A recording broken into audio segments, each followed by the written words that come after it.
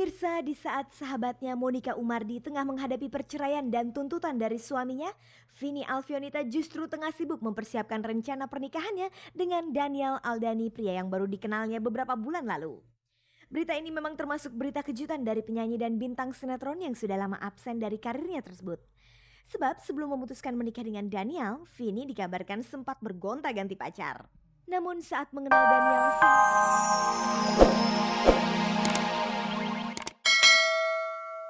selamat sore pemirsa, jumpa lagi dengan saya Fani Rahmasari dalam tayangan paling bergengsi, Cek dan Dicek. Inilah program infotainment yang akan membuka cakrawala Anda tentang dunia selebriti. Sejumlah topik aktual dan akurat telah disiapkan oleh tim Cek dan Dicek untuk kita nikmati bersama sore ini.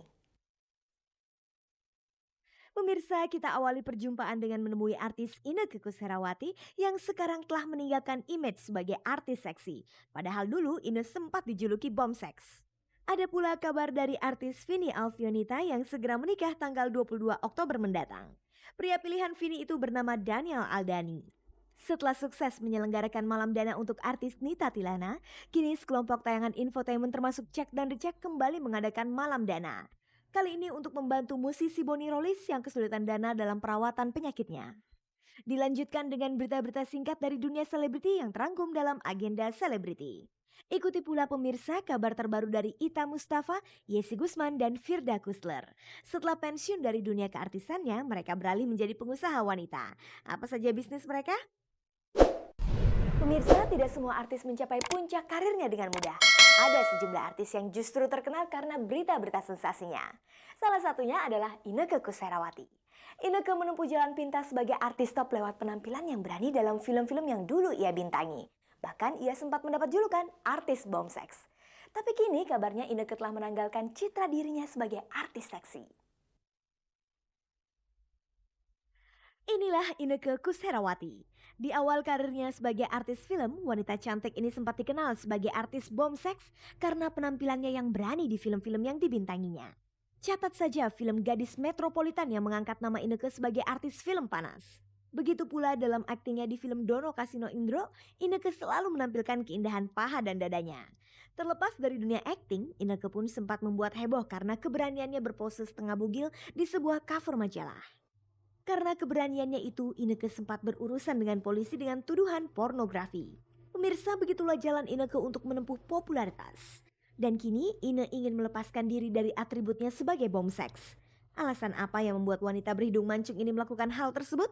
Selain badan aku juga udah tidak memungkinkan, dan aku mungkin karena faktor umur kali ya, karena mungkin udah nggak masanya gitu loh, udah nggak pantas aku seperti itu gitu. Dan aku juga mungkin kan insya Allah kalau memang ada rezeki sama ada umur, tahun depan aku mau naik haji. Nah dengan cara seperti itu mungkin ya bisa merubah diriku walaupun nggak total, tapi yang penting aku bisa memperbaiki diriku dan memperbaiki kesalahan-kesalahan aku yang dulu gitu. Benarkah keinginan Inneke melepas citra dirinya yang seksi itu karena larangan orang tuanya? Kalau mereka mungkin nggak masalah ya, kayak keluarga ya yang bisa lebih ngerasain adalah Ina. Kalau orang-orang terdekat ya mereka nggak ngaruh, mungkin buat mereka biasa aja gitu kan. Tapi buat aku itu sangat pengaruh banget gitu karena jadi apa ya? Jadi kayaknya ngeganggu banget tau nggak pernah kayak gituan. Nggak mau aku dipanggil kayak gitu loh. Sebaliknya banyak artis justru merasa bangga mendapat julukan bom seks seperti itu. Bagaimana dengan Inneke? Ya aku nggak bisa komentar tentang mereka karena itu ya balik ke dirinya masing-masing lah. Kalau buat aku itu sangat ngeganggu gitu. Boleh zaman dulu mungkin aku nggak keberatan dibilang kayak begitu, aku oke aja karena memang aku begitu ya kan. Tapi karena sekarang enggak, jadi aku mau sekarang tuh ya udah hilangin aja predikat itu, jangan sampai ada lagi dalam diri saya gitu. Memang tidak mudah bagi Ine untuk menghapus embel-embel artis seksi dari namanya. Bahkan belakangan ini di saat Inneke ingin mengubah dirinya, citra itu masih tetap melekat. Ya memang aku nggak ingkarin juga, memang aku pertama kali kan terjun di situ gitu. Cuma ya dan aku nggak pernah nyesel karena itu pelajaran yang terbaik buat Ina, itu pengalaman yang paling terbaik sampai akhirnya tuh aku bisa berubah karena apa? Karena pengalaman yang dulu-dulu juga gitu. Makanya aku bisa berubah seperti ini gitu. Sekedar mericek, bagaimana jika ada yang menyebut nama Ine dengan mengatakan Inneke bom seks Koesherawati? Aduh jangan deh, aduh jangan. Terus bener-bener. Hmm, Jangan deh. Aku maunya julukannya trademarknya yang bagus. jangan jangan yang gitu deh gitu, maksudnya maunya yang lain dari yang itulah apa gitu. Ya mendingan nama deh, aku udah Inneke Koesherawati, namain udah jelas-jelas udah titik, jangan Inneke titik Koesherawati. Yang titik-titiknya itu yang nggak mau.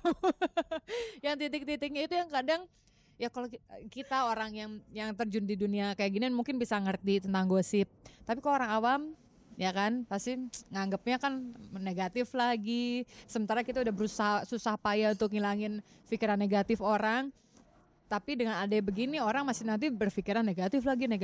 Nah aku tuh nggak mau orang punya pikiran negatif tentang aku gitu loh. Kini Inneke memang telah menjadi artis dalam deretan papan atas. Apakah hal itu yang membuat mantan gadis sampul ini tidak ingin tampil seksi lagi? Kenyataan yang benar sekarang adalah Ina ya Ina, bukan Ina yang misalkan gimana, Ina yang gimana, Ina yang titik-titik, itu enggak. Itu yang titik-titik dan gimana itu enggak ada. Aku adalah aku.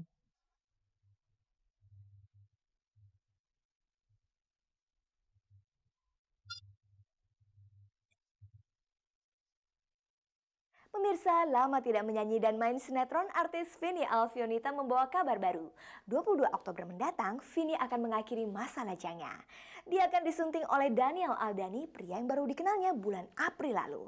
Apa alasan Vini mau menerima lamaran Daniel dalam waktu sesingkat itu?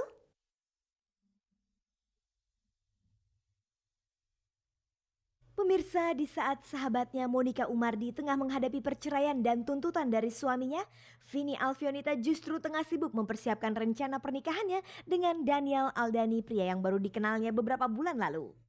Berita ini memang termasuk berita kejutan dari penyanyi dan bintang sinetron yang sudah lama absen dari karirnya tersebut. Sebab sebelum memutuskan menikah dengan Daniel, Vini dikabarkan sempat bergonta-ganti pacar. Namun saat mengenal Daniel, Vini merasa telah menemukan pelabuhan hatinya. Meski dalam ukuran waktu hubungan mereka terhitung singkat, tetapi Vini yakin untuk melanjutkan hubungannya bersama Daniel ke pelaminan. Aku pernah berniat dalam hati ya, dengan berbagai ikhtiar aku udah jalani, dengan doa aku udah jalani. Aku mohon sama yang di atas bahwa sekali ini aku ketemu itu memang jodoh aku. Setelah aku ketemu Mas Daniel, aku bertanya lagi sama yang di atas, benar nggak sih ini jodoh aku? Kalau memang iya, mudahkan, dekatkan dan ya istilahnya cepatin deh gitu, cepatin untuk ke pelaminan. Tapi kalau memang tidak, jauhkan dan aku kuat untuk menghadapi itu. Rencana pernikahan Vini dan Daniel termasuk kilat. Bahkan menurut Vini, mereka tidak melewati masa pacaran.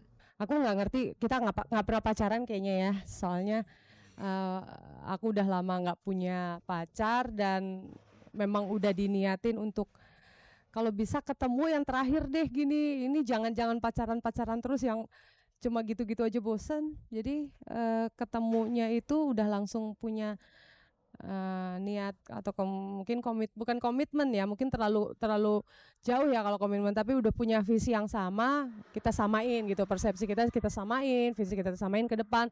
Terus untungnya alhamdulillah Vini sama Mas Daniel banyak persamaannya banyak.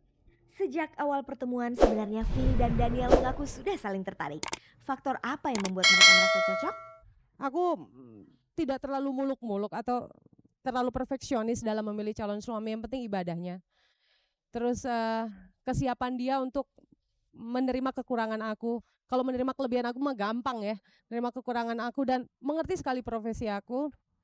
Nggak cemburuan, nggak banyak mendoktrin, dan dia memberi kesempatan aku menjadi diriku sendiri. Kalau aku melihatnya mungkin selain dari ibadah ya, wawasan kita untuk menghadapi di depan itu kan akan lebih pelik. Dan aku lihat kayaknya Vini ini sudah siap untuk itu. Lalu kapankah Daniel melamar Vini? Di Bali kayaknya ya. Saat kita Aku ada acara apa namanya sama Ki Ageng Ganjur ya. Ini pertunjukan seni dan budaya, kerohanian di sana. Mas Daniel datang nyusul ke sana. Dan di sanalah dia di depan patung Gandhi itu berikrar. Vini dan Daniel memilih tanggal 22 Oktober sebagai hari pernikahan mereka. Mengapa Vini dan Daniel memilih tanggal tersebut? Kebetulan setelah kita tanya itu hari baik. Tanggal 22 Oktober itu sendiri karena kita udah cari tempat di mana-mana full terus, penuh, dan ada satu tempat yang lumayan agak besar dan hanya kosong tanggal itu. Lantas di manakah rencananya Vini dan Daniel akan melakukan akad nikah serta acara resepsi? Akad nikahnya di masjid di nikah tambang itu juga. Sore menjelang resepsinya malam, sorenya akad dulu. Simple kan, jadinya sekalian capek.